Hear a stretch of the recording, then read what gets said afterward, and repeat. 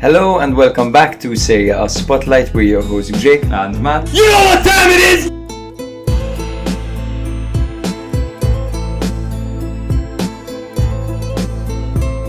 I can't tell you guys enough how much you've been my internal monologue when thinking about football for the last year. Yes, amazing! We get to record while drinking some wine. Jake and I will have a very special soft spot for Salernitana. we love him. We love him. Stop zooming in on Allegri's face, bro. You're gonna make How me are you break. exposing me? Because you're gonna make me break, man.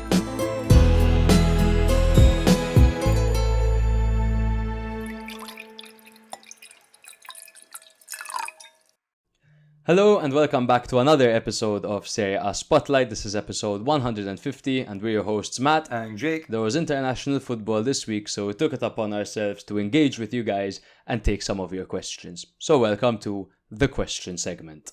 With Freddy. Yes, for those of you watching on YouTube, you could tell we've got a new co-host, Freddy.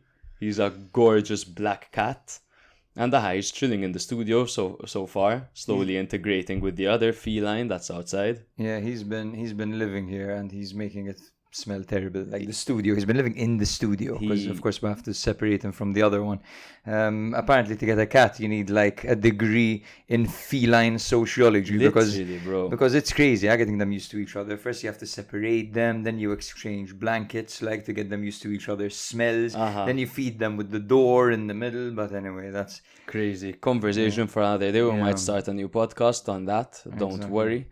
Before we get into anything, as always guys, make sure to follow us on our socials: Instagram, TikTok, Twitter and Facebook.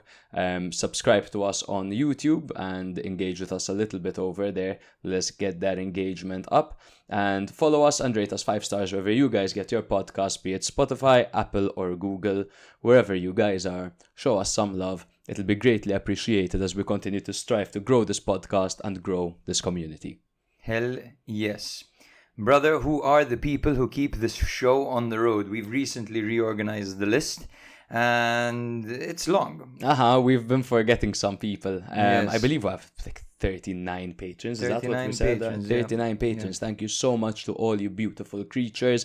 Thank you to Tyson, Tony, Tim, Luca, Tanino, Batman, Choco Loco, Steve, Stefan, Slooge McNoodle, Greta, Sean, Sal, Robert Blair, Pieter, Nicholas Granda, Mike Tonna, Michele, Michael Lockhart, Mattia, Matteo, Mattias, Mintoff, Grima, Kyle, Kurt, Keanu, Joey D, Ed, Dequan, David Vavra, David Mastrobattista, CJ, Lena, Campbell, Nicholas Bosco, Anthony Lokash, Andy, Andrew Batman, Alan, and welcome to the family, Mr. Robert Fleming. Woo! We love you very much. Thank you for your contributions, but especially thank you for the company you give us on a day-to-day basis, all of you chatting away in the greatest group chat in Serie A history. And of course, your contributions mean a lot as we continue to grow the podcast, work on the studio, just so Freddy over here can continue to shit all over the floor and scratch up the furniture. Exactly. That's it. So, bro, shall we get straight into the question segment? I think before we do that, there's just a bit of breaking news which has taken place while we've been away. Firstly, Malta didn't top their group. Oh, that's the I was at the stadium yesterday and Malta got a red card in 20 minutes because one of the centre-backs decided to punch the Andorra player. His name is Meret. Punched him in the face, man. Like there's VAR. The referee ran to the monitor and sent him off immediately. New addition. One of these new additions that he's a good player. has some kind of multi-set. He's probably the best centre-back on the team. He's big, he's physical. I hope he's not that hot-headed forever, though. Hopefully he's learned his lesson. Yeah, but big news coming out of Genoa that Alberto Gilardino has been sacked. Shockingly. And Patrick Vieira has been appointed in his stead. Shocking news, bro, to be honest with you. Shocking and not shocking. It's shocking for us because we believe a lot in Gilardino because we've got eyes and we've got a brain. So we could see that this is a decimated team that the major thing that it has is unity and structure, and that is all obviously thanks to Alberto Gilardino, who's shown us that he's capable of making this team fight even when it is decimated. Of course, he has his limits with the squad, but in my opinion, what the team needs right now is, at least with this decimated squad, someone that knows how to work all of the players. What they're getting over here is they're hitting the restart button with a manager who hasn't really seen success anywhere he's been, quite frankly. Someone that doesn't know the players, and someone that had recently fallen out with Mario Balotelli as well, at least. To me, it's just a bit of a ridiculous decision by the club. Of course, the club, they want to see the team perform better, they want to see the team get results, but it's a marathon, not a sprint. It's a league of 38 matches, and I definitely think they made the wrong call. And whichever team snaps up Gilardino now, they've upgraded. Yeah, absolutely. I want to start off by addressing the fact that Vieira hasn't coached in Serie A, and when it comes to these survival teams, it's very important to have a manager who knows the league well. Yeah. Vieira does not know the league well. Granted, he's played in it, but managing it is different gravy completely. When it came to his performance with Genoa, we mentioned recently as well, we covered the entire episode. We covered all the teams basically. His performance with Genoa, did you say? Yes. His performance with Genoa, Gilardino as manager, yes, has been good, considering the fact that the management keeps selling the best players in Dragusin, Martinez, the goalkeeper, of course, Retegui, Goodmanson, letting all these guys go and not replacing them adequately, and yet Genoa still managed to get results against certain teams this season. If we go into it, to Bologna in great fashion. Exactly. Drawing to Roma, beating Monza, drawing to Inter. It's not all doom and gloom for Genoa. And to be honest, with the set of players they have, I thought that Gilardino had them performing quite well. Right. And when it came to our survival debate, we said it's probably going to go down to who has the better manager. And Gilardino is one of the better managers from that crop of teams and managers. Absolutely. Vieira is a noob. Essentially, in this, he doesn't know anything about Genoa. He doesn't know anything about the league. So, massive risk and shocking decision. For me personally, the only reason I can see as to why he was sacked was because maybe he was starting to protest against certain managerial decisions or maybe criticize the direction in which the club was heading. Maybe because it doesn't make any sense. Why on earth would they have sacked him? It doesn't make sense. It doesn't make sense. And even if they did decide to sack him, then I don't think Vieira was the right profile to bring in. If we look at Vieira's history, just very, very briefly, at Crystal Palace, he spent 3 seasons, and he was most recently sacked after going 12 games without a win, including 3 games in a row where his team didn't even register a single shot on target. And the whole thing about Genoa right now is that they're lacking a creative player that can link the midfield to the attack. So how many shots on target are Genoa going to have with fucking Vieira on goal? Now, then he spent a season at Strasbourg, where after a season he left with mutual. It was a mutual decision. Essentially, I don't know if this was Vieira's doing or the club's doing, where they brought in 4 20-year-olds for a combined 52 million, not bringing in any experienced players. It just seems like, as a manager, he's not ready to take this step. This step is keeping a huge fan base and a huge Serie A historical club in Serie A. I think he's really going to struggle to do it, and I find it tough that he'll create the unity that Gilardino was able to create. What he might create is a little bit of chaos. Yes, and the fans are totally against this decision. I took to social media to take a look at what the response was, what the reaction was to Gilardino getting the sack, and fans are furious. Fans are furious. They're all complaining about the management and saying that Gilardino has probably been sacrificed for trying to essentially defend the club or kind of argue the direction in which the club should be heading towards.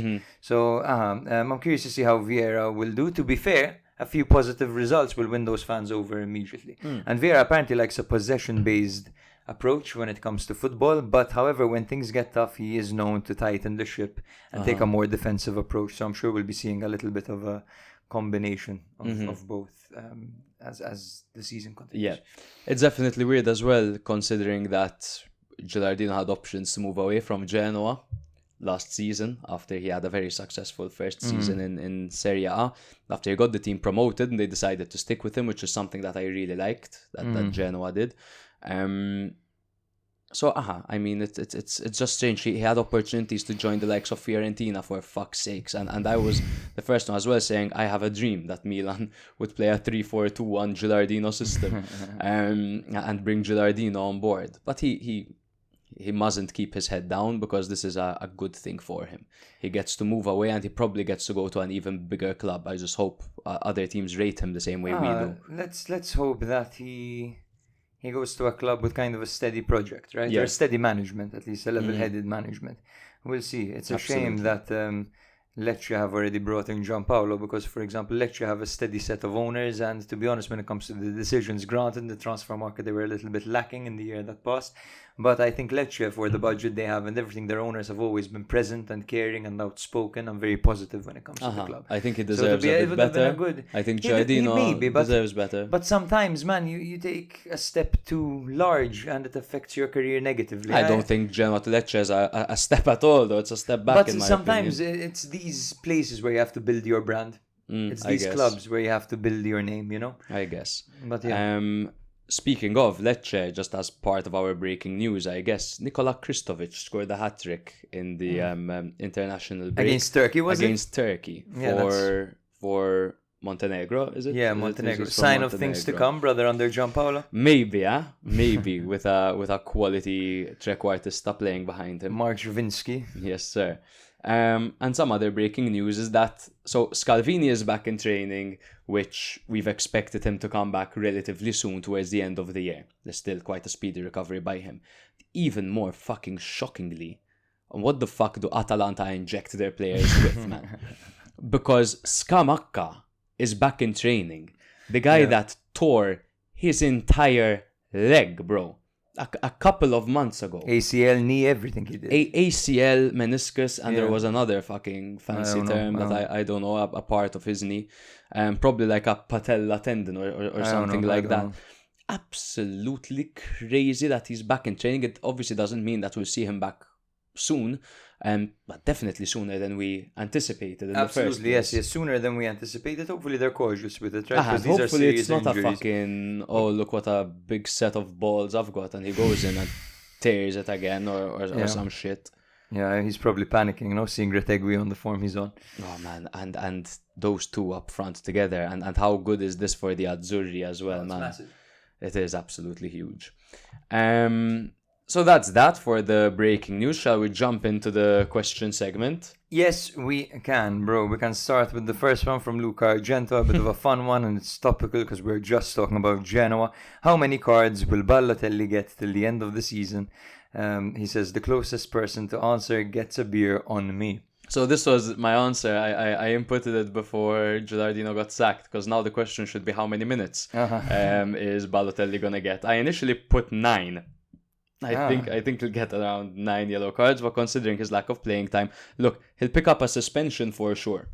He'll definitely get those 5 yellow cards and be suspended for the next game. He has that in him. 2 appearances, 2 cards. The refs seem to be really harsh on him. Fuck it, I'm going to stick with 9, bro. Bro, got 9 yellow cards. I prepared 10 here because there are 25 matches left. Match days left. He's already on 2. And granted, Vieira didn't really like Balotelli at Nice, but he's so short of options at Genoa that I think he might have to play him. I think so.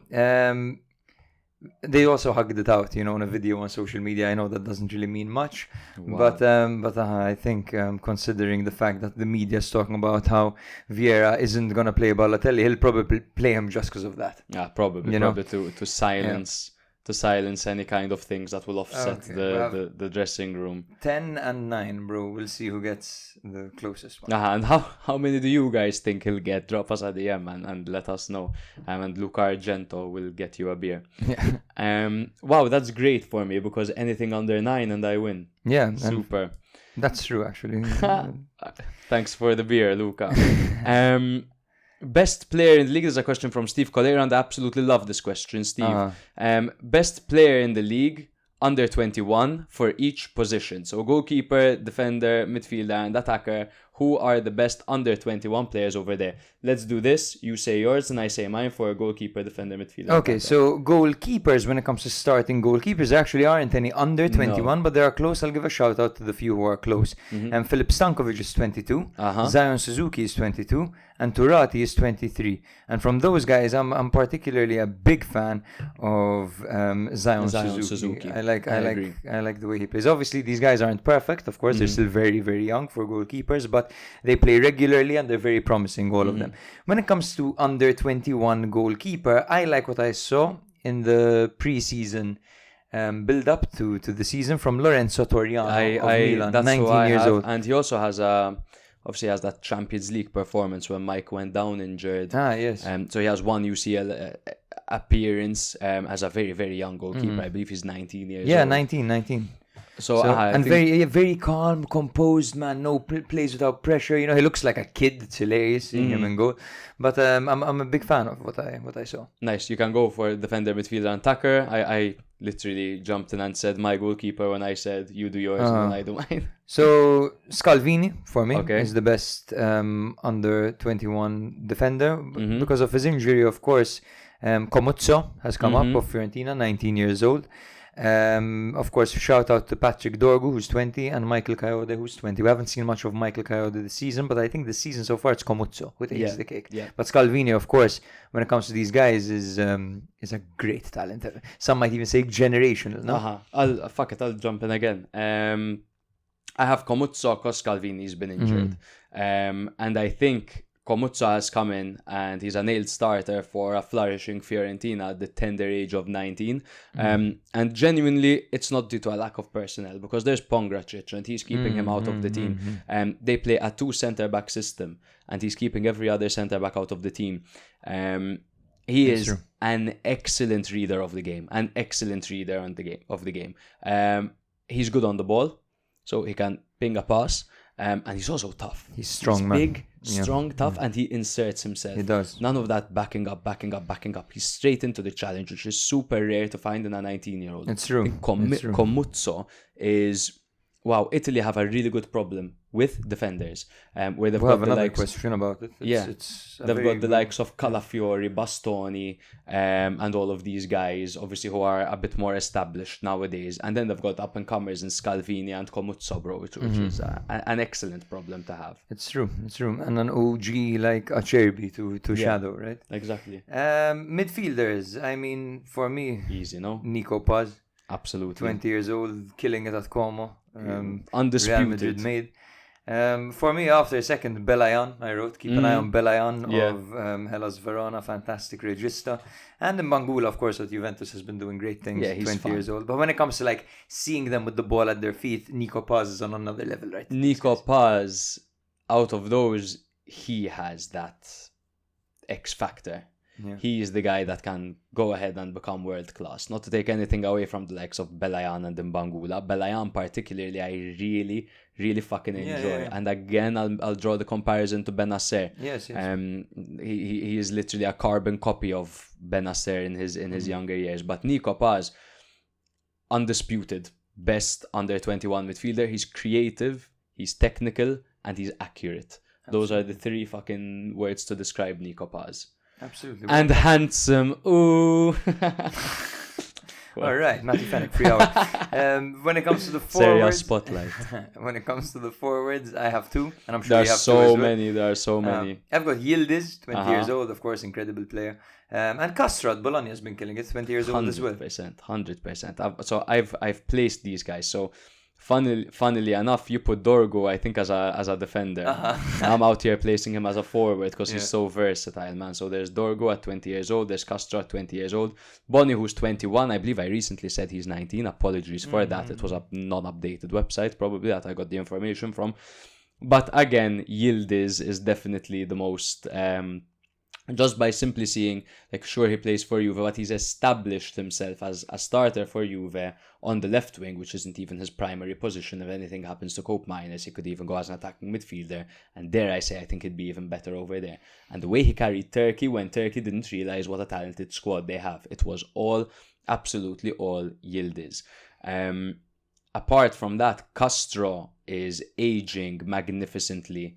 And I think they're allowing him to play a little bit deeper and to join the midfield, and we're really seeing good range of passing from him and good vision from him, and this is when I've been noticing how good he is, because he's tough, he's fast, he's good at charging down the center of the pitch, which you don't see much in strikers nowadays, like barring obviously the Haalands and so on and so forth. Like, you see, that was a real quality that R9 had, where he's just capable of running down the middle. That's a quality Castro really has to his arsenal. His shot power is incredible, and good positioning. He scores a lot of fluffy goals because he's in the right place at the right time, you know?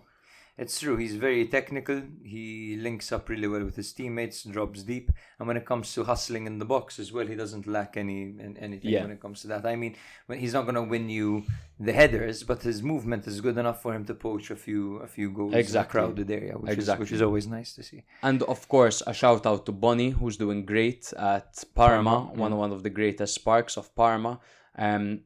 Good finisher. Creative finisher. We've even seen him score a back heel flick, and just his number one trait is the way he links up play and how he brings the wingers and the attacking midfielders into the game. Really good, talented set of youngsters here in Yildiz, Bonnie, Castro and Dorgu. And Serie A in general, lovely. It was nice doing the research on these guys. Hey, I love these episodes, bro. Even me, man. Even me. They're so much fun. It's obviously what we do every week is great, but these are a little bit more laid back, a bit more conversational, a little bit more throughout the summer, more throughout the summer. 20 minutes in and already, wow, this is a great episode. This is great. What an episode. David Vavra asks, most improved player compared to last season. Now, I'm going to throw the statistics out the window. Yes. I'm going to talk about what I've seen. I've got 3 names over here. Reinders, Tijani Reinders, Moise Keane, and Manuel Locatelli. I have them all. You have them all? As in, I have a list. Okay. I have as my number 1, Moise Keane. Okay. I think that considering he scored no goals, I always throw statistics out of the window, but this is a huge one, bro. He didn't score a single goal for Juve last season, and he scored a hat-trick for Fiorentina. And not only that, but like even the match against Milan, where he was upset that he missed a penalty, so on and so forth. He was a beast. It's true. A beast. It's true. He was a monster. Honestly, he's showing us his best qualities consistently. There's also Reinders and Locatelli. Of course, you can't discount Pulisic because he is now doing it against the big teams, which is a huge improvement. Yes, very true. Retegui, of course, could be made redundant. Could be made redundant because of the injuries and because now he's surrounded with talent, sure. Yildiz, because he's more of a nailed-on starter nowadays. Hien, Cataldi, and Castro, to a certain degree. Cataldi, fair enough. Hien, I would argue that he had promising performances with Verona the season prior. Last season with Atalanta, he was a little bit meh, so you are right. He has improved from season to season. But he's recently, I think, matched that Verona level. I don't think he's really probably taken just because he's doing it for a bigger team that's getting results, right? Let's stick to those top 3 because I like that top 3. I like Pulisic as well, but however, when it comes to an outstanding improvement, first of all, Reinders, man. Last year, I got the award in Form 4 of Outstanding Improvement. Last year. Not today. Not today. Years ago, when I was in Form 4, I got the memory on Facebook today. How funny you used the word outstanding improvement. That blows my mind. That's hilarious. As an award, bro. My mind, bro. It's gone. I don't know how to find. I'll show you after. I'm really getting sidetracked. Sorry. Yeah, it's okay, bro. Well done. Thank you. You improved so much that year, bro. What a moment. What an improvement. Remarkable. Reinders has essentially become kind of one of the top midfielders in the world, getting international recognition and praise. He's hit flow state. He no longer hogs the ball. He's really matured nicely, I think, and he's improved astronomically in one Yeah. year. Moise Kean, of course, as you mentioned, the stats speak for themselves. And Manuel Locatelli, man, is playing really, really well for Motta. More than I would Absolutely. have thought. Like, to the point that Douglas Luiz isn't even mentioned as a starter. It's all about Locatelli. It's all about Coop Miners. It's all about basically, who was the third one? Remind me. The third one? I'm forgetting right now. I'm blanking. Yes, Thuram.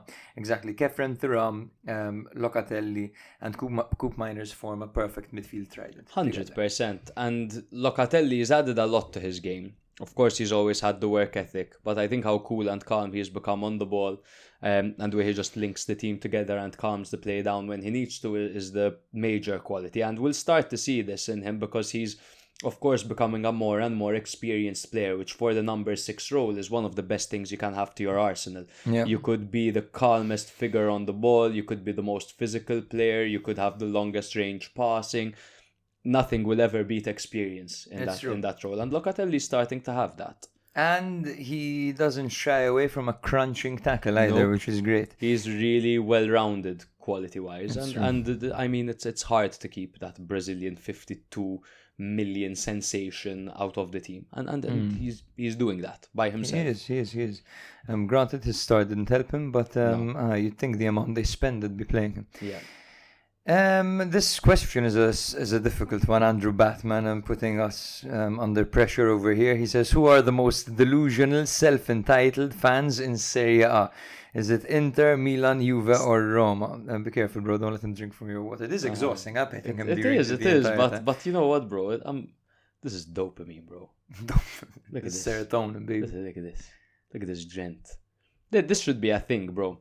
I saw an interview today. It's this page. They interview celebrities, and while they're interviewing them, they just unleash a bunch of puppies for the celebrities to pet while they do an interview. It's just like Hot Ones where you spice it up in one way or another. This could be our brand. I would just bring kittens. Yeah. This is so fucking good. Who are the most delusional and self-entitled fans? Look, Batman, Madonna, Andrew. You have to understand that Batman. Batman. Our audience are fans of teams in Serie A. So what you're doing over here is really throwing us under the bus, and you're gonna make us lose followers. And I don't appreciate you doing that, but it's fun, so we'll do it anyway. I'm gonna answer indirectly. I'm gonna say Milan have won the most Champions Leagues. Juve have won the most Scudetti, and Inter won a treble once. Okay, sorry, Grima, sorry, Greta, but that's my take. Okay. And they have the never in Serie B trophy. I've separated delusional from self-entitled. Inter. If you think you are at the level historically at that Milan and Juve are at, you can forget it. You're not delusional. You have one more league than Milan, but because it's a round figure and you got a second star, you're going nuts. You're not bigger, historically. Milan and Juve are much bigger. Self-entitled, I know a lot of cool, young Juve fans, and I've got no beef with you. My beef is with the 40-plus Juve fans. The 40-plus Maltese Juve fans, I can't stand for the life of me, bro. I can't stand them. They're the worst, man. You know what I mean? You've met older Juve fans. Nano Joe's the best. Our grandfather supports Juve, and he's the best. He's definitely over 40. Yes, he is. Double 40. But those like 40, 50 something year old Juve fans. Look, I've had good conversations with Inter fans, with Juve fans, with many. There are entitled, depends, right? Exactly. There are entitled, annoying fans of each team. I've met more Inter ones than anyone else, I think. During Juve's 9 Scudetto season run, the fans were more annoying. Yes. Now that they dipped a bit, they've actually become fun to talk to. That's something I noticed as well. Because when they were winning 9 in a row, you couldn't even talk to them. Because they just tell you, shit, who the fuck are you? Exactly. Yeah. Absolutely unbearable. Yeah. But I do find that the older ones, just because they remember the history, they'll start telling you about Davids, and they'll start telling you, whatever. How far could Fiorentina go this season? Is it too early to consider them title contenders? Asks Theo. Thank you, Theo. too early to consider them title contenders. I agree. It is too early. But however, I feel like it's fair enough to consider them top 4 contenders because they've only lost 1 game and they look really solid. I do think we need to see them. Tight. I do think we need to see them against more top 6 opponents. That will be very telling. But of course, they've shown us great consistency, and their defense, like, you can't sleep on their defense because they're really keeping teams at bay over there. I'm confident they can challenge for top 4. That's where I see them at the moment. But it's not straightforward because there's Napoli, Juve, Inter, Atalanta, and Milan. So, and Lazio. I don't even have Lazio listed there. Napoli, Juve, Inter, Atalanta, Milan, and Lazio. Lazio even more so than Milan, obviously. Yeah, and Roma under Ranieri. Because now the fans are positive and optimistic. That's so. How do the Friedkins keep getting away with this, bro? How do they keep getting away with this? Volatile. This is the same Those thing. Roma fans are easy. Just give them someone affiliated with the club. The exact same thing they did when they sacked Mourinho, and the fans are eating it up. Yeah. Anyway. Yep. Yeah, you know. And by the way, when it comes to the question of the most delusional, self-entitled fans, there's Inter, Milan, Juve, or Roma. The fact that we didn't even account for Roma, the fact that we didn't even mention Roma says a lot. It's very telling. But I think Roma fans are humble in that sense. Like, they know it. They're kind of like Milan were in the banter era, just times 10, because it's been a while, let's be real, since they've done anything. It has. Apart from, obviously, the Europa stuff. The Europa stuff. Yes. Out of Ricci, Rovella, and Locatelli, who is your number 1 right now for the regista role for the international team, for the national team rather? David Mastro Battista. He said, I know Ricci is fit, is injured at the moment. Of course, this question is for when he's fully fit. And this one was a head scratcher because I think that long term, Ricci has the highest ceiling. Agreed. He's fantastic. He is. And I think it probably makes sense to start him now. I was going to say now, him. But if I were to talk about right now who would do the best job now, today, if we have a final today, bro, Locatelli. If there's a final today, Locatelli. But as for a project, and the next competition is in 2 years, I believe, building up to that, play Ricci as much as possible. Ricci now. The way Spalletti uses a regista isn't exactly the same way Motta uses Very his fucking midfielders. true. Locatelli isn't a pure regista to the point that he can actually control and dictate the pace of the match on his own. I don't think he's actually needs a Jorginho. I think the other two exactly. I think the other two are more capable, Ricci and Rovella.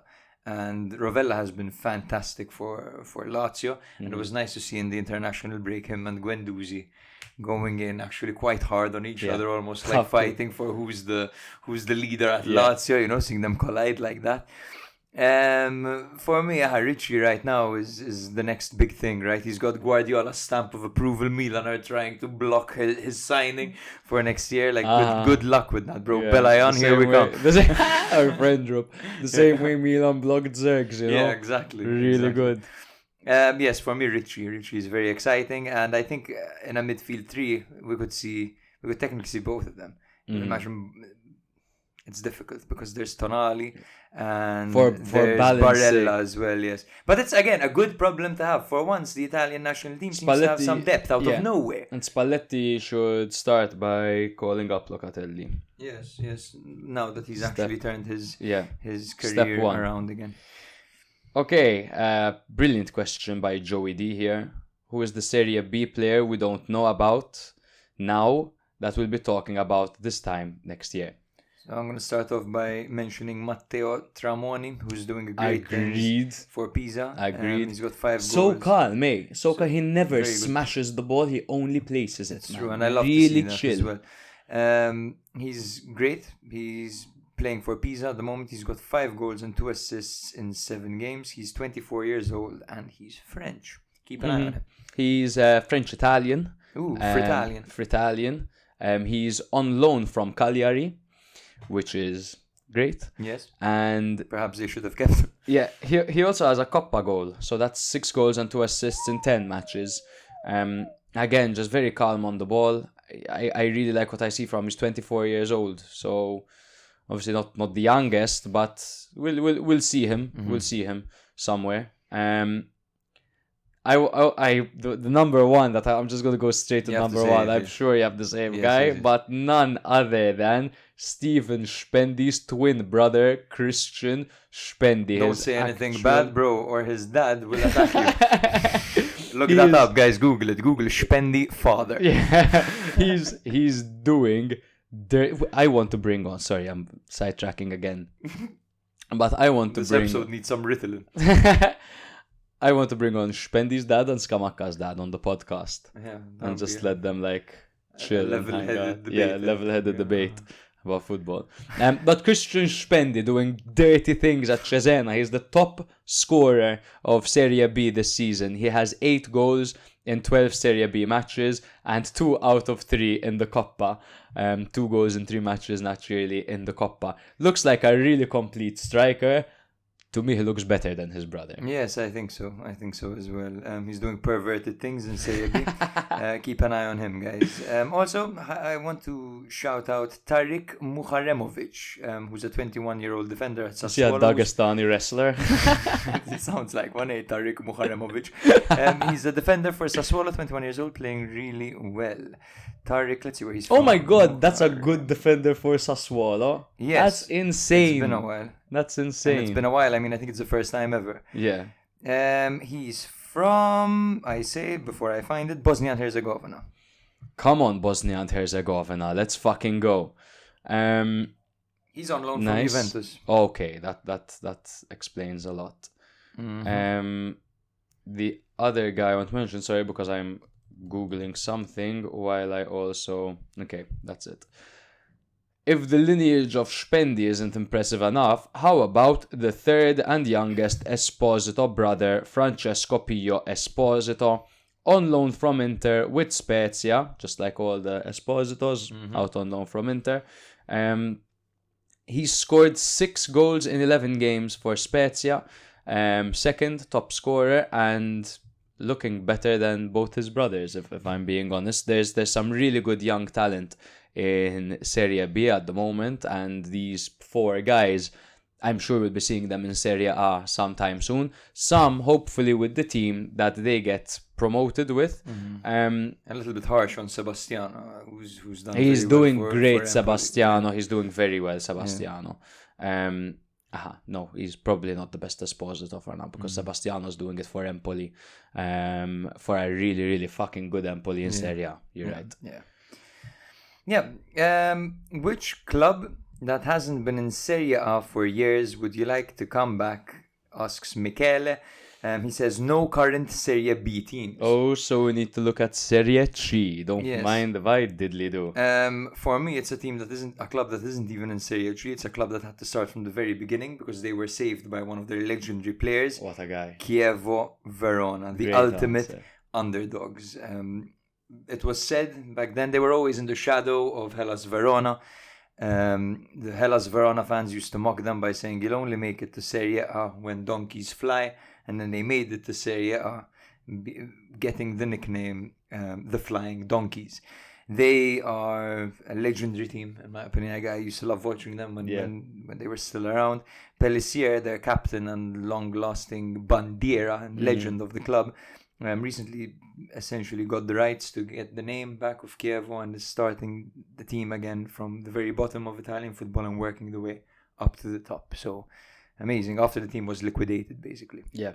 If it's not for them from Serie C, I'll go for Catania, a nice Sicilian team with a passionate fan base. In fact, I have Catania, a historic team that as recent as 2006 to 2013, they were actually in Serie A, and it's sad to see them down all the way. It's sad as well for Sicilian football, having Palermo in B and Catania in C. Now, speaking of Palermo and Catania, because I learned this while doing research, Catania actually have a really bad reputation, because in 2007, there was the Sicilian derby between Palermo and Catania, where policeman Filippo Raciti was killed during football-related violence caused by Catania ultras outside the Stadio Angelo Massimino. So a bit of a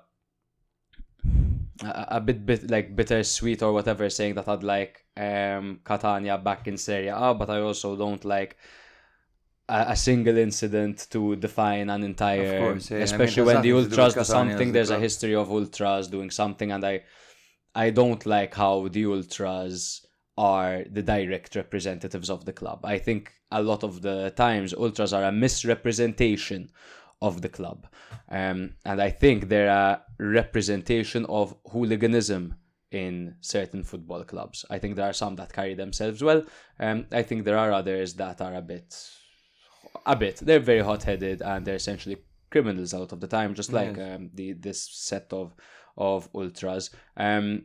No context as to why I said that. Is just interesting to bring up. But Catania, kill the vibe entirely. Even Freddy's depressed. Freddy's purring.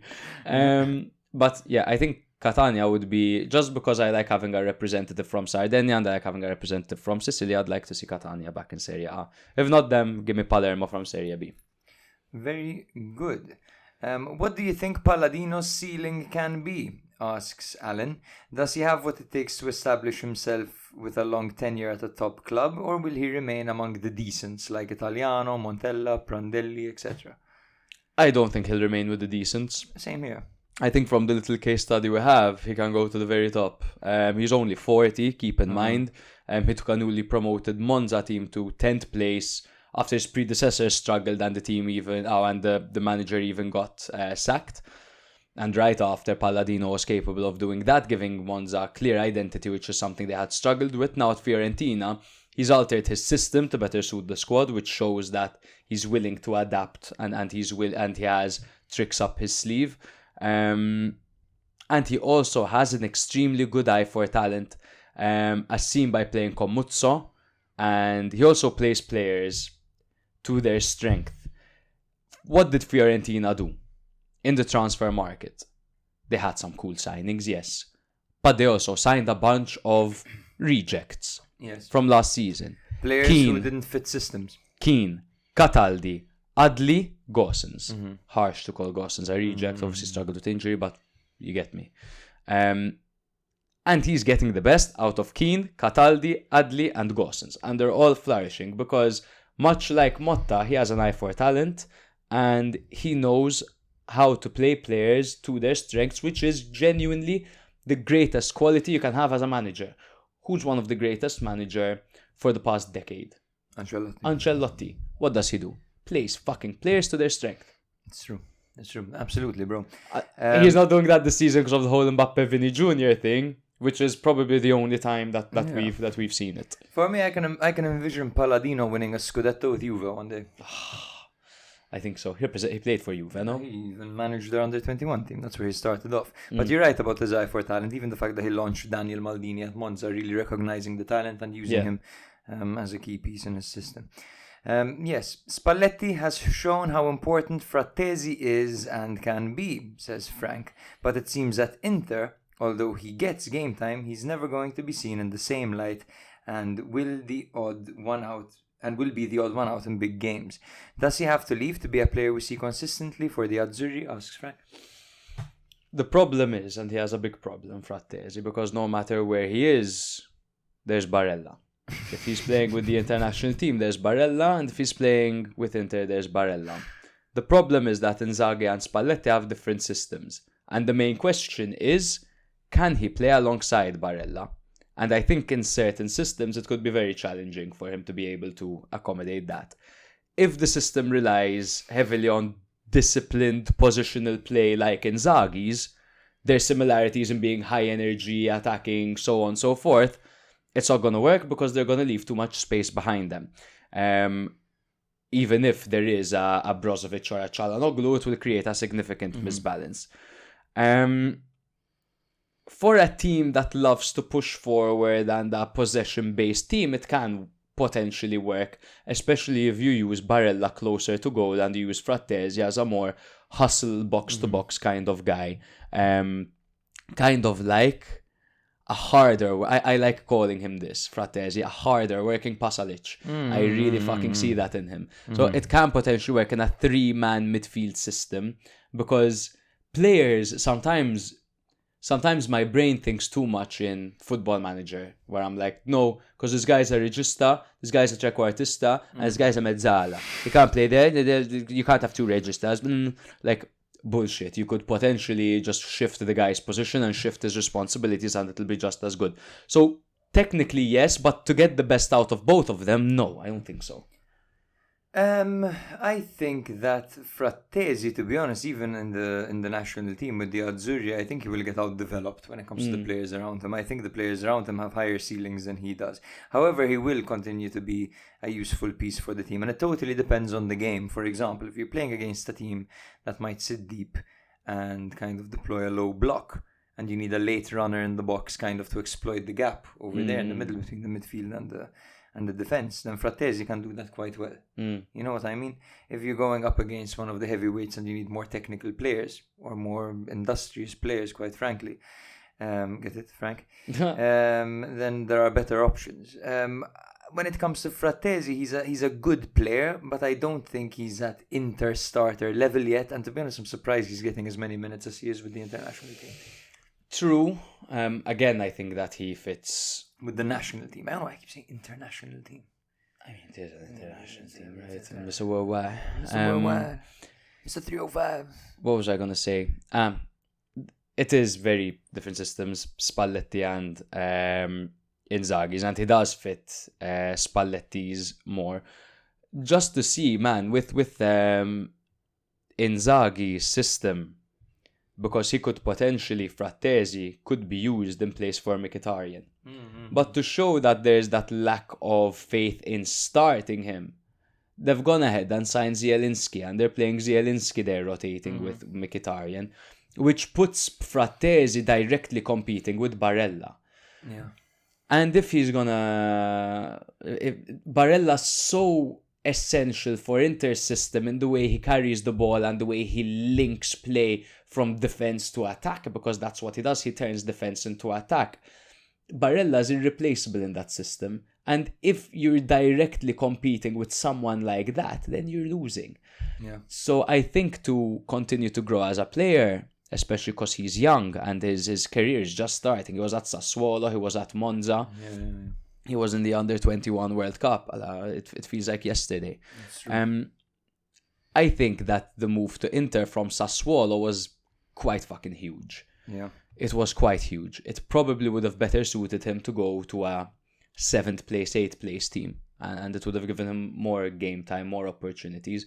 But he seems quite content coming on, wearing his heart on his sleeve and being a monster in the last 15 minutes of games. The thing with Frattesi is, man, he gets those numbers up, man. You know what I mean? Like, he's got goals everywhere he's gone. He's scored, clutch. Man. He's clutch. He's clutch as shit as a player. He's got, you know, his numbers for Italy are quite mental. 25 games, 8 goals. Oh, wow. Yeah, it's quite surprising. It's quite shocking. Last season for Inter, you know, he had 32 appearances for Inter, 6 goals. You know, it's not a joke for a midfielder in his first season at Inter. This season he's got 11 appearances, 3 goals. You know, for Monza he had scored the most goals in Serie B as a midfielder. I believe something like that at least, or he had one midfielder of the year, something like that. He had got some kind of accolade or something. Yes, 37 games for Monza, 8 goals that year. You know, I just think he needs to start playing 90 minutes. Like you said, he has 32 games. Like some of those games he would have played for 7 minutes, others for 15. They're definitely nowhere close to 90-minute games.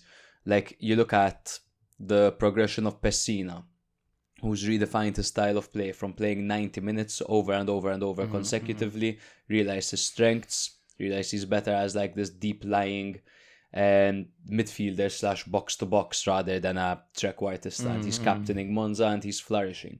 He's been improving ever since. You can't... Has he though? Because he's fallen out of the national... to be honest, it's because of injuries. Yeah, he did have a spell of injuries. In Serie A, I think he's an established good midfielder. Like he's solid for that Monza team.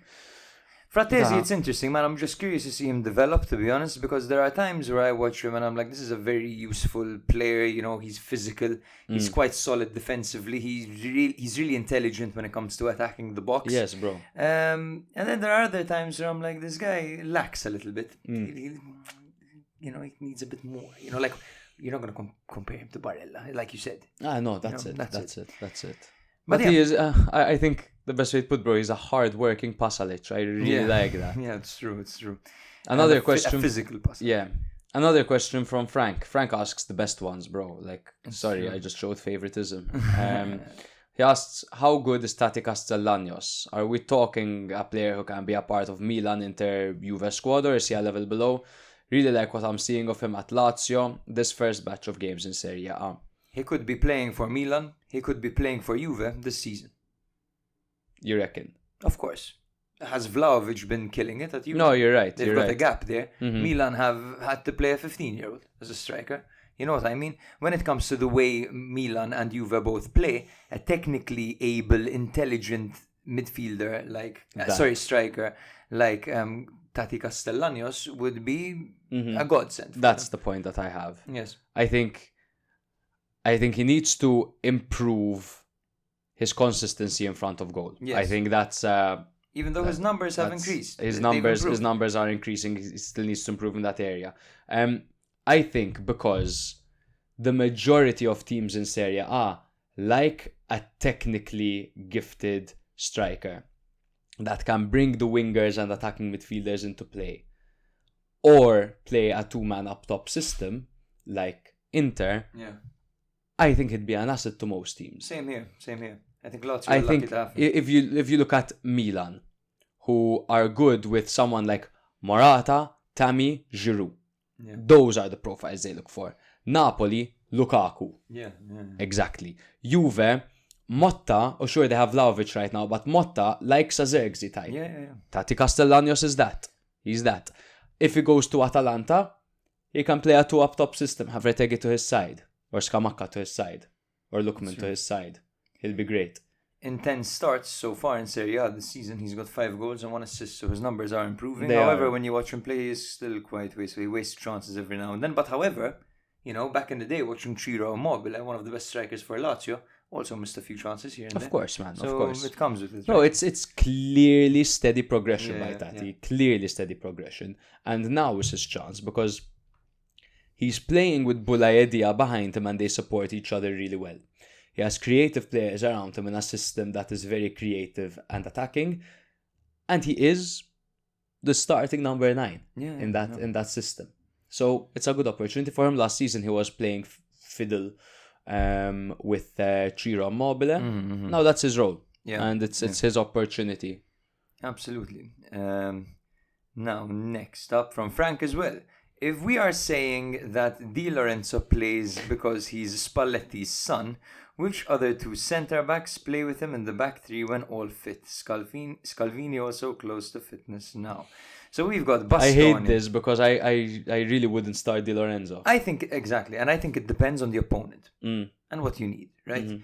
Bastoni, Buongiorno, Di Lorenzo, Scalvini, Calafiori. You have to pick 3 of them. I think you take a look at the opponent you have. If you're going to be spending a lot of the time playing against a low block, once again, play defenders who are ball players. Yeah. You can afford to play Bastoni. Calafiori. No, he said Di Lorenzo. And Di You Lorenzo, have to whatever, play Di yes, Lorenzo. for example. However, if you're playing against a team that's going to attack you and cause problems, and you Buongiorno needs to play, or Acerbi needs to play. Exactly. I completely and wholeheartedly agree. I think that from a balanced perspective, the ideal to me is Di Lorenzo, Buongiorno, Bastoni. When it comes to a balanced backline that can give you both, I would say those. Ideally, again, it wouldn't be Di Lorenzo, but that's the case. And also, in the system, what it would really allow is we see a shift to a four at the back system in the attacking phase of play. And this would allow Bastoni to go up on the left as he does for Inter. It would allow Di Lorenzo to right back the shit out of that position, as Di Marco can also go crazy down the left.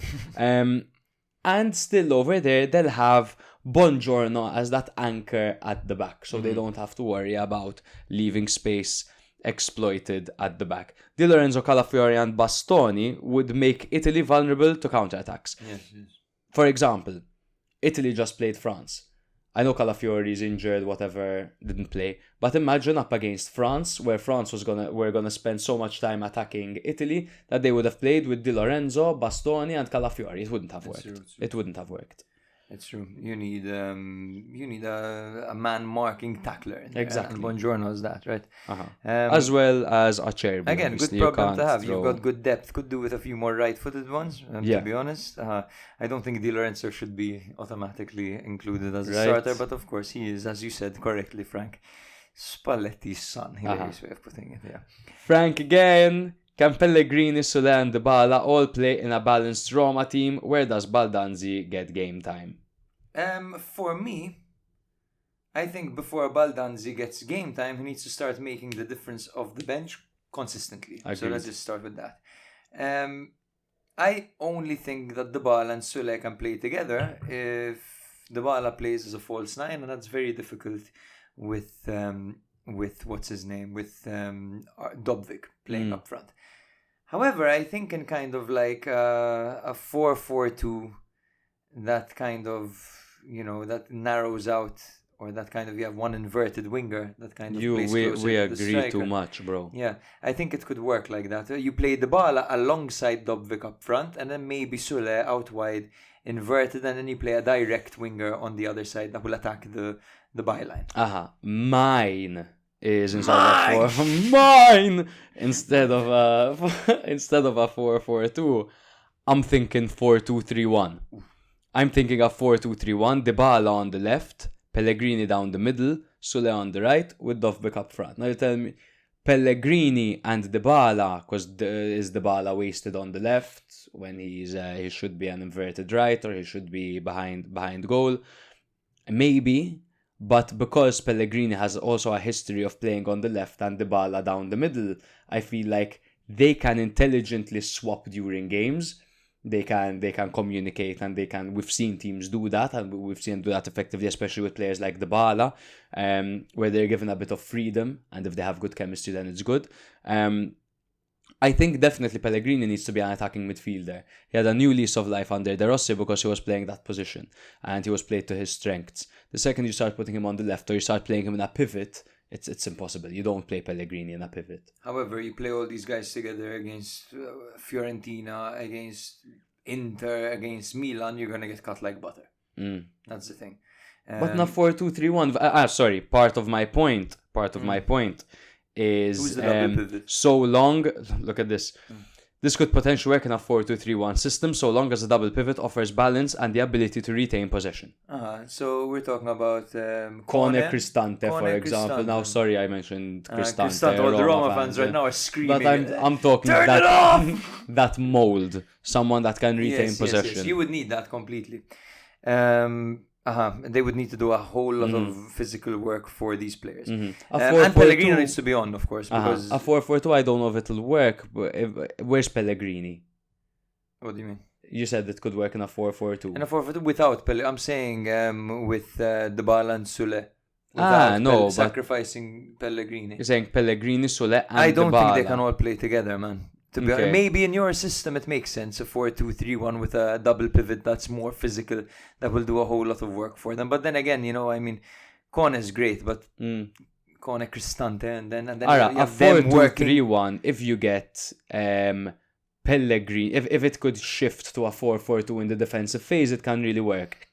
If Soule and Pellegrini come down to defend, which they can do, and form a 4-4-2 with Dybala and Dovbyk in the press, it can work. Similarly to what Milan did against Inter, for example.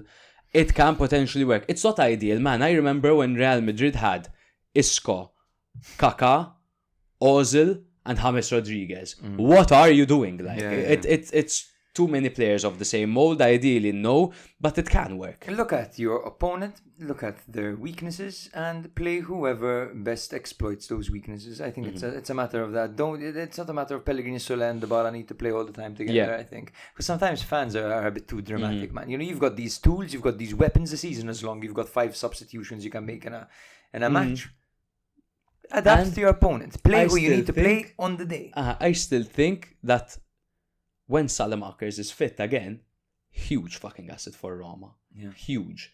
Because in that left wing back or left wing role, he's going to make a huge difference. Massive, because massive. he is the guy that's going to fucking track back and kill players and carry the ball And forward. he will serve as transition Exactly. from defense to attack. Because Absolutely. with Salamakers, you could play a 4-3-3, you could play a 3-5-2, you could play a 3-4-3. He's your guy over there.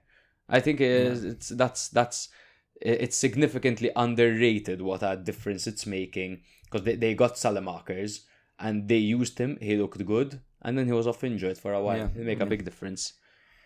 Frank also asked, he's got 2 more questions, Frank. To be honest, we included them all because they're all great. Yeah. He says, Dorgu will inevitably leave Lecce.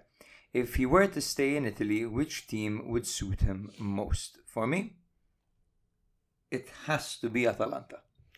I thought about Atalanta. I didn't end up going with Atalanta. Why Atalanta? But it's simply because of who's their left wing back right now? What's his name? Italian guy. Zappacosta. Madonna. You're talking about Ruggeri. Ruggeri, yes, sure. But the way they play, it's high intensity, right? So it's Ruggeri, then sometimes Zappacosta has to put in a shift, and Zappacosta has been playing more than usual. I think you put Dorgu at Atalanta, he becomes a 50 million player immediately. I thought about that. And then, if it's not Atalanta, for me, maybe this is your answer here. Napoli. That is my answer. They have an opening right there. Yeah, because I think he's an upgrade to Oliveira and Spinazzola. Yes. Simply. And Mazzocchi. And also, on the right side, because typically you like having one wing back that's a bit more pragmatic and the other one that's a bit more offensive, and I think they could do that with Napoli. In reality, Dorgu could fit into most teams because of his versatility. My preference is having him as a left back or left wing back that bombs forward, because of course we've seen him play right midfield this season.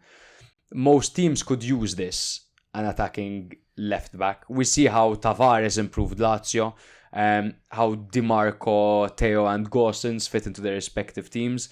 In my opinion, idealistically he would suit a Motta system fantastically because of his ball playing abilities, and I think he would seek having a left back like him or a left wing back like him. But as an instant upgrade for a top Serie A team, he could fit Napoli as an upgrade, like I said, on Oliveira and Spinazzola. But to be fair, any top 7 team would be happy to take Dorgu. No, I think so. Absolutely. Do you want to read out the next question while I check something? Yeah. Last question from Frank. Can Sampdoria still get promotion? Who do you think gets promoted from Serie B? Oh, Frank, you've asked us a tough one here, bro. Shall I give you a sec to read whatever it is you're going to read? So I just want to say, they moved away from Pirlo this season, right? Sampdoria. They sacked him this season. Bro, 3 games into the season. Yes, this season. 3 games into the season, they sacked him. Now that they have moved away from Pirlo, I believe that it might be possible, because I really didn't believe in They Pirlo. came 7th last season with Pirlo. However, I don't think they're ready for promotion just yet. I don't really believe in them as it stands. For me, when it comes to the teams that will get promoted this season, I'll go for Sassuolo, Pisa, Cremonese. Sassuolo, Pisa, Cremonese. We're very close. In what order? I think Sassuolo will win the league. Mm-hmm. Pisa will get second, and Cremonese will go through the playoffs. We should kiss on this podcast. not exactly. So I said Serie B it's incredibly tight, and technically last place for Zenone can get promoted. Yeah. With that being said, Sampdoria have struggled against the top Serie B teams this season, with their only wins coming against Südtirol, Modena, Mantova, and to be fair, an impressive win against Cesena. But that doesn't give me much hope. In the playoffs, however, anything can happen. So if they manage to get to the playoffs, they can do a lot, considering that in knockout competitions this season, they've eliminated 2 Serie A teams on penalties in Como and Genoa. If I had to bet, however, I wouldn't bet that they get promoted to Serie A. I think they can, but they won't. When it comes to teams to get promoted, I think Sassuolo will top the league. Mm-hmm. I'd say, we don't agree. I think Sassuolo will top the league. I'd say Spezia will come in at second. And if I had to make a bold prediction for the playoffs, I'd say it would be between Pippo Inzaghi's Pisa, who are current leaders, and Cremonese, who have experienced the playoffs as a squad together last season. And I think that might give them the edge over Pisa. The only reason I kind of regret doing that, but I'll stick with what I said, is because much like Grosso at Sassuolo, Pippo Inzaghi has gotten Benevento promoted from Serie B to Serie A, and he's currently the Pisa manager. So Grosso can do it, Inzaghi can do it, but will he, is the question, you know? It's really interesting. Spezia haven't lost a game yet in Serie B. They're doing really well. Well. When it comes to Cremonese, though, they've got a problem. Their goal difference is 1. You know, they're not having a very good season, but I think they'll improve. I love this league, man. I think anything can happen. Good, bro. Absolutely anything can happen. It's your last place has 10 points. That's crazy. First place has 30 points, you know. And to think about the playoff spots, they're up for grabs. Playoff spots is up to 8 with Brescia. Brescia on 17 points. 17 points. There's 7 points. Exactly. There's 7 points out of the last place team. Yeah. Shut the fuck up. Insane. Crazy, Not to mention a few legends in this league like Koda, Tutino, Berezinski, Fabio Borini. Of course. And bro, all the guys at Sassuolo. Sassuolo have really managed to retain their top players in Lauriante, Berardi, towards Vet, and they've really managed to get some good talent in defense, young talent that you mentioned. And Grosso, please just fuck this Lyon shit, man. Just come to Serie A. You get hit. He went to the French league. He got fucked up. He was going to get Lyon relegated, and some, was it Marseille fans that stormed the Lyon bus and beat the shit out of him, bro? Had blood all over his face. It was the fans that attacked him. But yes, come to Serie A, dog. Doing interesting things at Sassuolo, is it?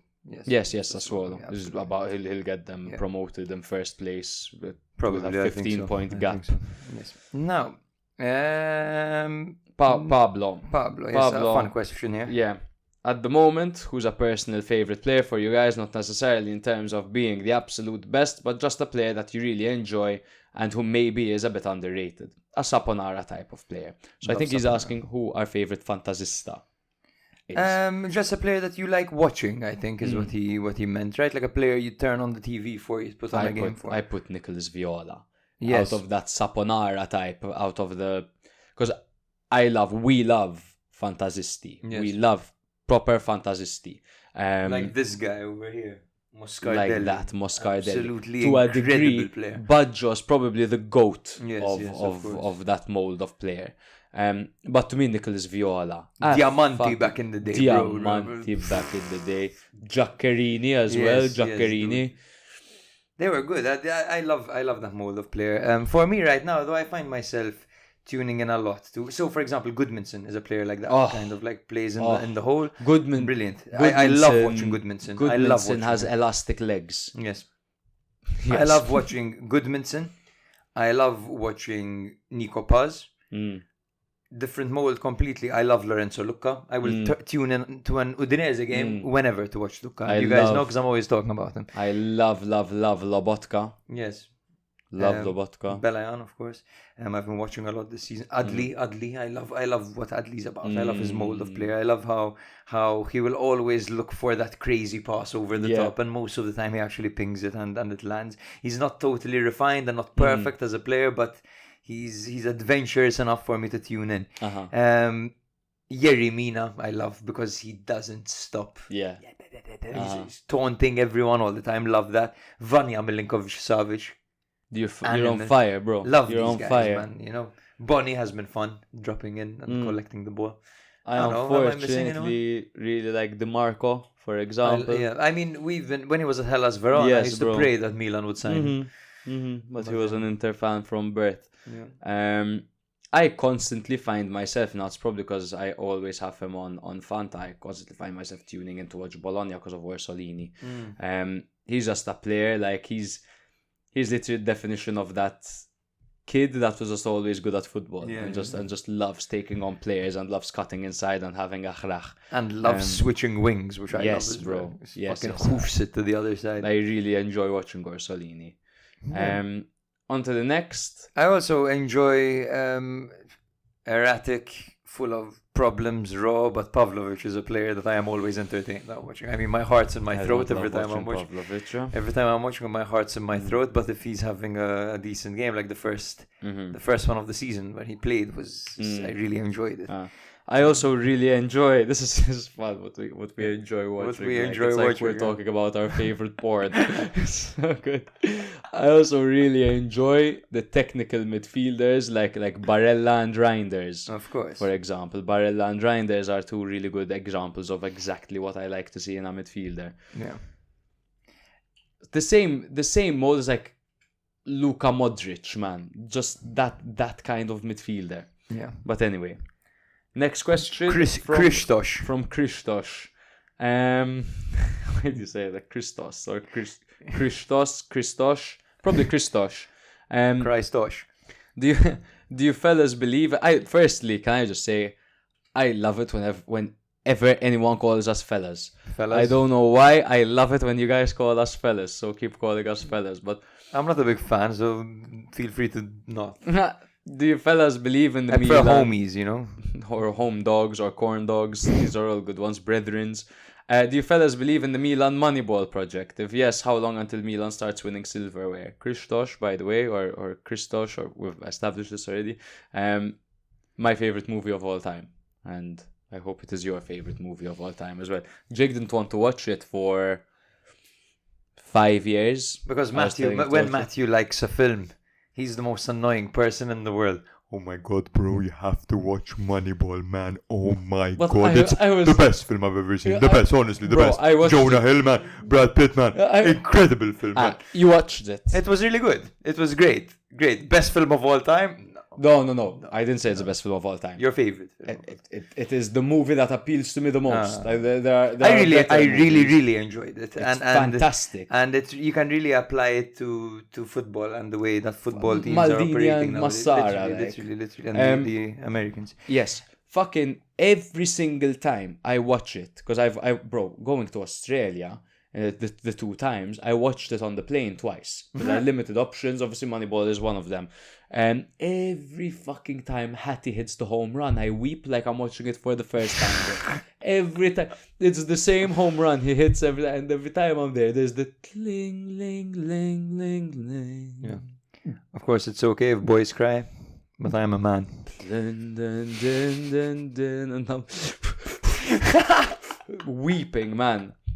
Anyway, what do we think of Milan's Moneyball project? Do we believe? I think as it stands right now, there are arguments that kind of indicate that you should believe, and there are arguments that indicate that you should definitely not believe, right? I think it matters. Are you a man of faith? I think that's the question over here. If you're a man of faith, then believe all you want. Are you a man who is more skeptical? Then yes. Look, I've seen too many decisions that are questionable to believe in global, international, overwhelming, long-term success from this management.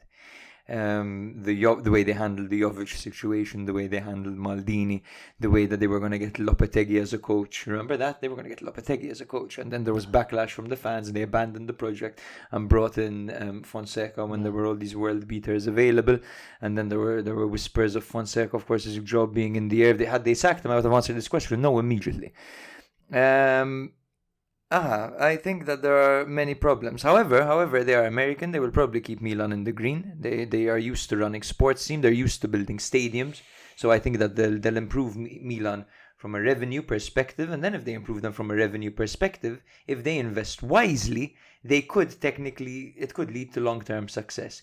However, I'm not sure they know how to run the market well enough, man. That's what I worry about. So I personally, under this management, do not believe that Milan will reach the heights of a top team in the world. Personally, I think they can win a league. I think they can win maybe a Champions League if the stars align and things go well. Yes, but I don't think that they're gonna go on a run of winning things. I don't think they're gonna become like a Real Madrid or like an Inter winning the league and fighting for it every season. I don't think so. It's just everyone's working towards that, and I think for Italian teams to work towards that, then they need to create the system for any team that isn't Juve.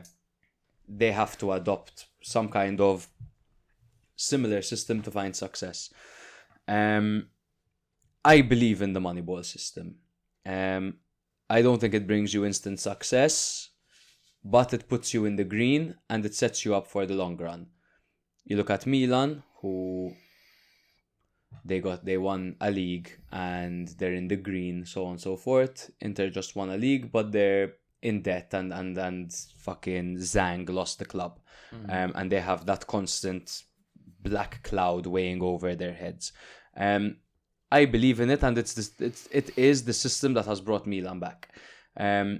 It's the system that allows Milan to have players like Leao, Theo, Mike, back in the day when Leao, Theo, Mike, Tonali, Tomori, and Brahim were catalysts in Milan's league-winning season, and it would be impossible to have signed any of them in their prime, which is their current prime. The early purchase and investment in growth and development is something every team should adopt, especially when paired and then with experienced players like Zlatan and Giroud, which is what Milan were doing. Friedrich is going fucking crazy. Yeah, Freddy, you're gonna knock over the camera. Friedkin. The system works. It's just simply the poor judgment from the owners that are associated with the system, right? The Kalulu-Emerson swap has to be the worst deal in history. The inability to properly bounce back for a top-tier striker after missing out on Xerxes was very, very disappointing as well. And they ended up with Morata and Tammy Abraham. It's more the judgment calls that this management make. But Moneyball, I agree with. Moneyball, I'm a big fan of it. But you have to make... Atalanta are the experts of Moneyball, right? But you have to make certain exceptions. Yes. You have to make certain exceptions. If there is a player in his prime, because, Moneyball... Sorry, go on, bro. I'll go get him. Moneyball really works. The way Moneyball works, the way that Milan did it is they got super young talent and they invested in that talent, and then they signed players who are the brink of their career ending, basically. So they signed Zlatan and Giroud, and they signed Theo Hernandez, Leao, and all of these young guys. Sometimes you have to take a punt and buy some players in their prime, because sometimes you have to buy a bit of success. Sometimes you have to pull an Inter signing. You know what I mean? Where you get Carlos Augusto balance, if he has a good season. It's the difference between being Frosinone, you know, where you just have a bunch of young players who have never done it, who have never really survived before, like fought as regulars in a team. If you want to win the league, yes, you need the likes of Giroud, you need the likes of Morata to a certain extent. Yes. Okay, so answer a simple question, bro. Do you believe? I believe in the Moneyball system. But do you believe in Milan's Moneyball project? Fuck off. I don't believe in the people running it, man. So no. But Maldini did Moneyball. Yes, but I believed in Maldini's Moneyball. I don't believe in this Moneyball. so it's the group of the I believe in Moneyball. I just don't believe in not having a fucking sporting director to run it. Yes, exactly, and that is the reason I don't. I'm skeptical. I'm one of the skeptical ones. I don't have faith. Okay, moving on. Enrico Delprato deserves a call up to the Azzurri, asks C. C, just as the letter C is it's like XOXO Gossip Girl. For those who don't know, Enrico Delprato is a 25-year-old who can play centre back, right back, defensive midfielder, and even goalkeeper. As we saw this season. I agree, as long as it's not as a goalkeeper. He could be a jolly for the Azzurri. However, I think there are better players. I don't think it deserves a call up just yet. Maybe it's one of those where they call up, they call up everyone and their grandma. And they can call him up in the Nations League, for example. I think he definitely won't be considered if he's playing for a team that's battling relegation. By the way, he's having an incredible season and he's even scored 2 goals. He definitely needs an upgrade from Parma. He deserves an upgrade from Parma. And he will certainly be driven after Atalanta let him go. And recently invested in another Italian right back in Bellanova. So he probably has a bit of a chip on his shoulder and wants to displace Bellanova from that team. So Godspeed in the future, but not Maybe. right now. 25 years old, you've got to prove it now, baby. Yeah. How will Fonseca solve his consistency problem, asks Uday. Well, there I think you're asking the wrong guy. Yes. I have no solutions, I but think- work on the team's defense, including finding the ideal centre-back pairing. Exactly. I think Early just on, play the centre-backs consistently. Give them game time together. Gabbia, Tomori, simple as, or however you want. And early on in the season, Fonseca said something that I adored. It's, I need to find the starting 11. I need to find the starting 11. I need to exhaust that starting 11. We need to find identity, and then I can plug and play. Exactly. But I don't really think he's practicing what he preached too much. I think Gabbia's injury made it more complicated. It did for him, make it more because complicated. he kind of And solved everything on his own. Gabbia, even man. Tammy Abraham, because ideally to me, it's Pulisic on the right, Leao on the left, and Morata behind Tammy Abraham. I think it's that 4-4-2 Milan played really well 4-2-3-1. with that system. Yes. That's the best. And the way Morata joins the midfield, amazing, man, amazing. That's the system I believe in. That is how they'll get success. He also good. asks, which players should Juve sign in the January mercato? For me, Centre back and striker. they yes, need. Ismaili Zerxi. Oof. I have Ismaili, so we agree over there. And I have Luca / Castro / Boni. But in January, What, you think they can't get? Forget Castro. They can't get Castro in January. it'll be difficult to land Luca in January as well, huh? But An established striker Udinese have depth in that position, and you have money. It's true, they And- might tempt it. But I think like a Zerxi type who's actually, they want to loan him out ASAP. Is more. But do they want to loan him out ASAP? Apparently United want to I loan don't him think out. they want to loan him out ASAP, huh? No. Because they're quite thin in that area. And they're not going to play Rashford striker again. I heard that it's likely from United fans that here we go. Really? Yeah. Escape rope. Yes, Juventus happy to offer United striker escape rope from unbearable pressure. But No longer in plans of Ruben Amorim, apparently. Oh, wow, okay. Yeah. But Could Zerxi, allegedly. these are alleged. They are whispers, basically. Of course, we're never gonna know. You know, they the club could isn't get gonna come out Zerxi. and be like, "Yo, Zerxi's out." You know, No, like- if they could get Zerxi, it's perfect. Because it's you're perfect. putting It's him a into win-win Motta's for system. everyone. You know. Yeah. Centre back definitely Ismaili. I think Ismaili they for have Empoli. their, Adam their mentioned guy it in. on our episode. I think they have their guy in Kalulu to bring the ball forward. And I think they should be looking for a Danilo replacement. Yes. / a Bremer replacement, not a Calafiori mold. Yeah, You know? So absolutely. I'd do that. Is this Napoli season or will they fumble? We've talked about this before. Personally, I think it is. They're playing It's their fewer games season. than everyone else. I think it's their season. It's yes. their season. They They're don't have Champions League, even though right now teams seem to catch up to them a little bit. It's their season. I think so too. I think it'll get too crammed now. Yeah. Like double match weeks are coming in hot. Yeah. Need your thoughts about Roman clubs. Roma, disaster, Lazio exciting. Exactly. Lazio, impressive, entertaining, and their goal has to be the Champions League. Roma, they just got Ranieri, and their goal is to create some kind of harmony in the team. Exactly. So that their players won't end up on suicide watch, because that's how it's looking at the moment. Yeah, Lazio, it's so funny that they technically downgraded when it comes to players like Milinkovic, Savic, like Ciro Immobile, like Luis Alberto. However, man, you hear the players speaking nowadays and the way they talk about Europe, and they say, we want to win it, we want to compete, we want to push. The things they say in interviews, I never remember Luis Alberto saying anything They like that. never had this unity.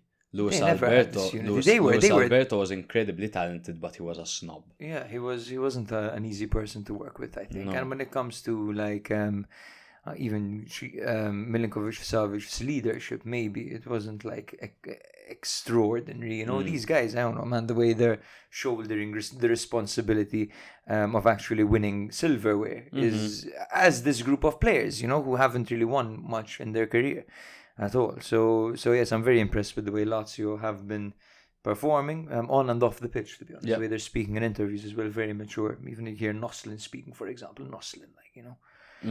They're well managed, man. That's Yeah. That's my main kind of thing. Baroni is doing an excellent job with them, and then he's created something exciting. It's not easy to sign all those new players and to have such great harmony instantly, and that's what they have. Absolutely. Will Inter win any trophies this season? That's a tough one, huh? You know, I say trophyless, bro. Maybe Coppa Italia, but I say trophyless. That's so. They're getting points this season without looking convincing, which is always a good sign. Yes. But they seem drained. They seem like they've got no blood in them. But they're able to win nonetheless. But they look dead. With all the competitions with that Inter are taking part, and I think Napoli will win the league. So I don't think Inter will win the league, and I don't think Inter will win the Champions League. I don't think they have what it takes yet. I think they can in the future. Their main chance is Coppa, which is in the Inzaghi special, right? It's Inzaghi's speciality. So they can, but can Juve win it? Can Lazio win it? Can Atalanta win it? It could very much be the case that Inter go trophyless. And my question, just to answer that question, is what happens if they do go trophyless? Because keep in mind, before Inter turned into these world beaters, Inzaghi had his job on the line. Yeah. When he had a trophyless season, when he only won the Coppa, his job was on the line. So what happens now if Inter go trophyless in a season and they don't look that convincing? Is his job on the line? I'm not insinuating that it should be, because I personally don't think it should be. They have a good thing. There are Inter fans who are very critical of Inzaghi, yeah? Yeah, they don't remember what it was like before. They won the league with Conte. yeah. Fair enough. Gigi says Meret will lose his starting spot come mid-season.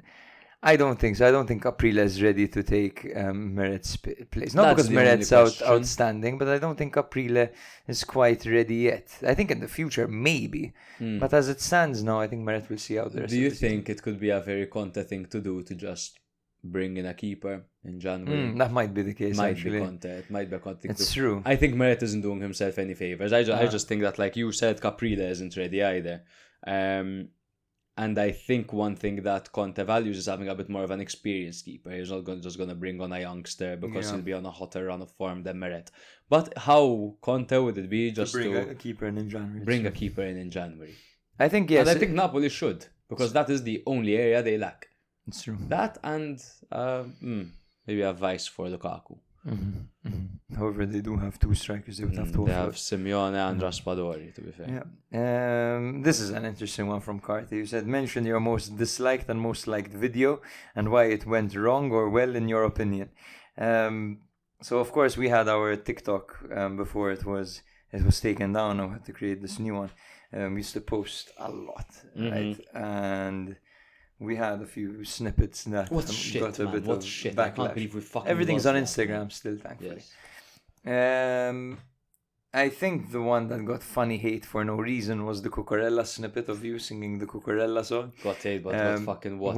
One guy, it got millions of views. 5 million views. More, I think. And, bro, it was hilarious because this guy kept commenting. You know, it really pissed off. You can't even sing. You can't even speak Spanish. You can't sing. Like, bro, what?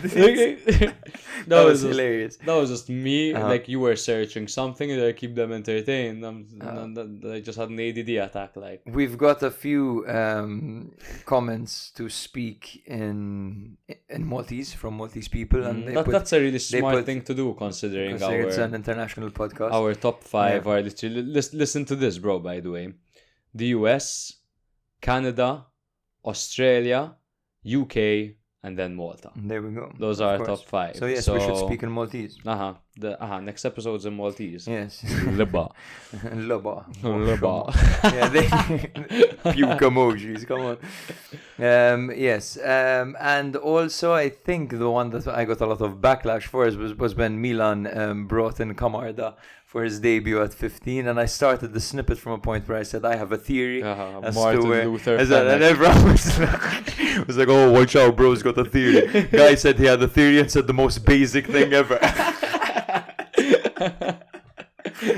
Perhaps I should have worded it differently. My favorite video is just both of us being bang on, the editing, everything. The Mourinho one.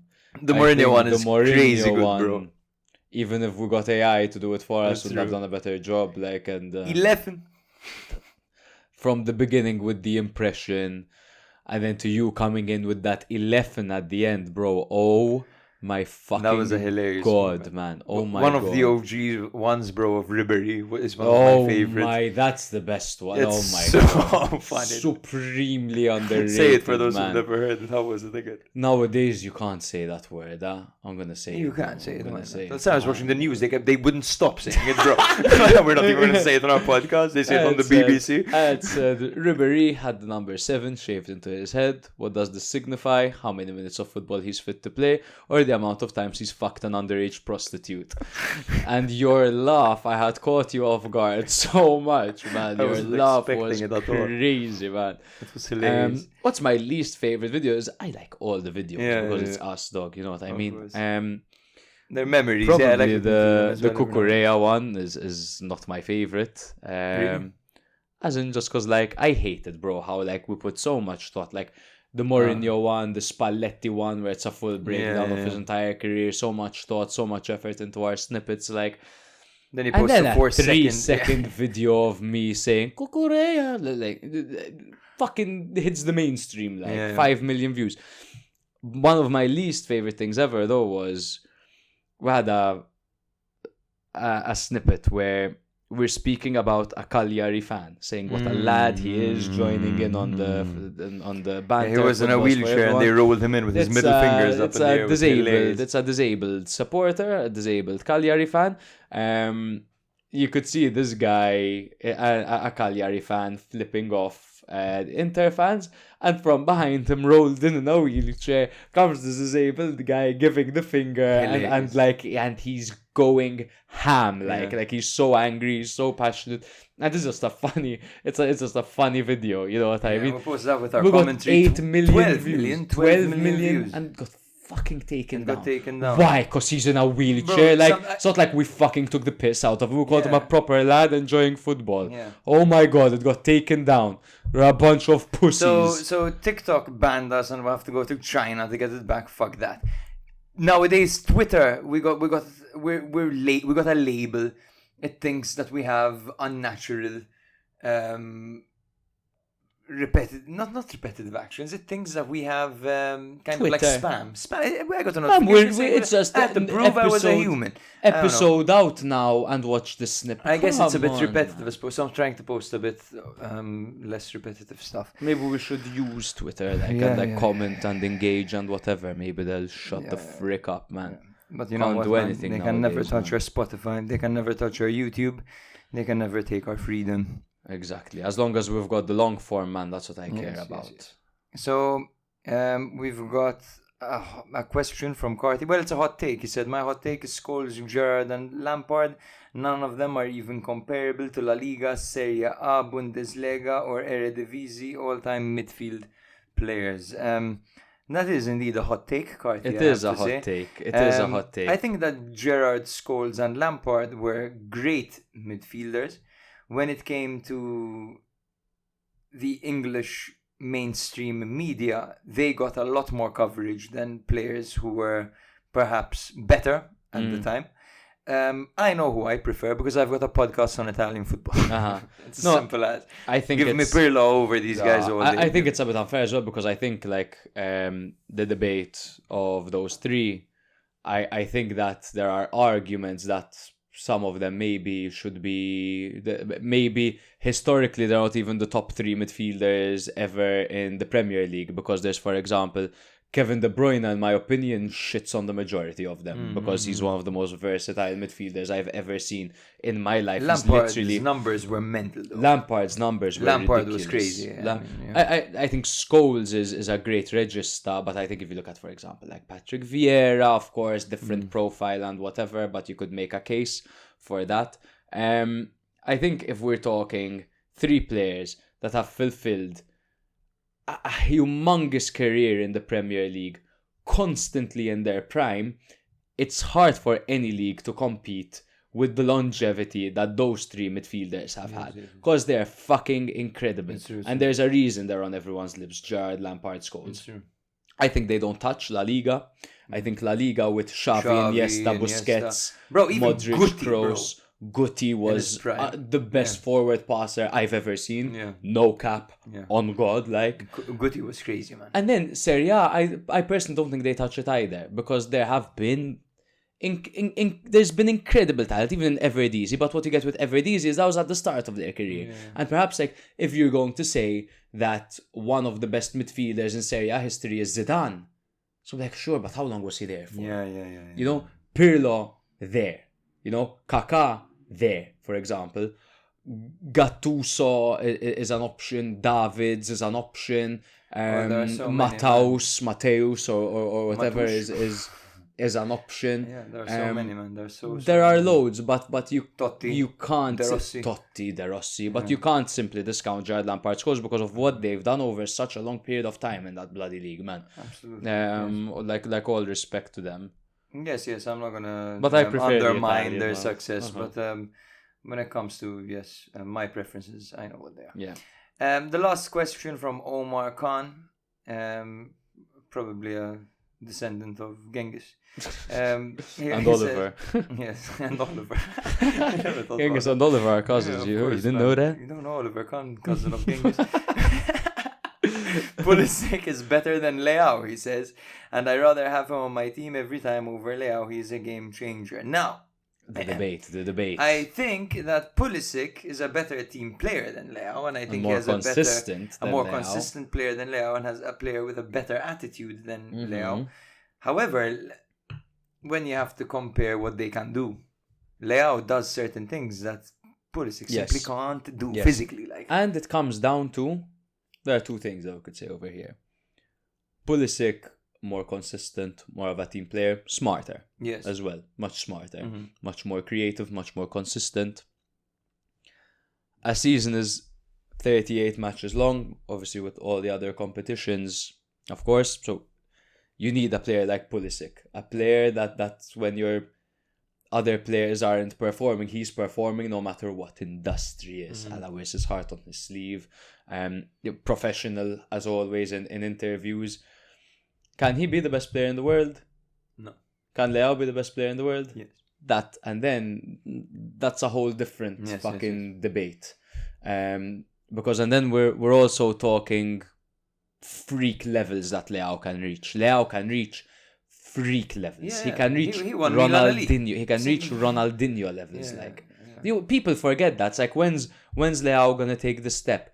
Leao won Milan the league. It wasn't only him, of course, but he was the main guy. He was sensational. Take Leao, Milan would have never won that league. There is a photo that's gonna go up on my wall when I get my place, bro, of Leao weeping when he won the league. With his parents and they stormed the pitch. That was that is Leao prime. It's not when's Leao gonna hit his prime. Leao is going through his prime. Unfortunately, sometimes when you get a new manager, for example, and you play him in a different system, then we're obviously going to see repercussions. We're going to see growing pains. Vote for it for the Love and Malta Awards, of course. Hell yes. December 1st. But that's my point. I'll end up going on a tangent. But of course, good to have them both. Even last season, Leao wasn't, and I'm very critical of Leao for that reason. Even last season, he wasn't excellent. But Leao can be world class. He's Milan's best player. Like you have to say he has the highest ceiling out of not the highest ceiling. There's no one as good as him when he's on. No one touches him. If he gets the ball close to the halfway line, and he's 1-on-1 against anyone, he beats them. Yeah. He did against Napoli in the Champions League, for example, to assist to Giroud. Oh my God, it was 4 a.m. in Australia. Everyone asleep. And I'm there, bro. Trying my best not to lose my nut. Like David every night. Crazy. I stood up, though. I got out of bed, like. You know, David Mastrobatista, poor guy. Of course. He's either watching the games in the middle of the night or at the fish market, apparently, or while working, like on his phone. What a legend. Do the outro, brother. Thank you very much for listening. I'm going to put the cat in front of the camera so they can get a close look. You said do the outro. What do you mean by do the outro? Done. No, exactly. Yes. Okay. Thank you very much for listening, guys. We have been your host, Jake and Serie A Spotlight. We'll be back same time next week to run down match day 12, is it? In Serie A or match day 13? I'm not sure. Probably 13. Excited as ever to be back. I will see you guys all next week. Much love. If you like Serie A or have ever liked it in the past, it's a good opportunity for you to listen once a week and you'll get filled in. In the football weekend, that's like the main dish. But then a few days later, you drop your episode and that's like the dessert. And the dessert is just perfect. It's good, the cake. It makes it feel like we're all sitting in a room together, just BSing with each other. The atmosphere is fantastic. I promise nobody will ask you to send boob pics. Sometimes it may be good, sometimes it may be shit. I love how you go into so much detail and show so much passion towards each and every team. Literally, no team is left undiscussed. When I listen to you, it's like I'm talking to you in a pub. It's like I'm chatting to a friend and you're chatting to me.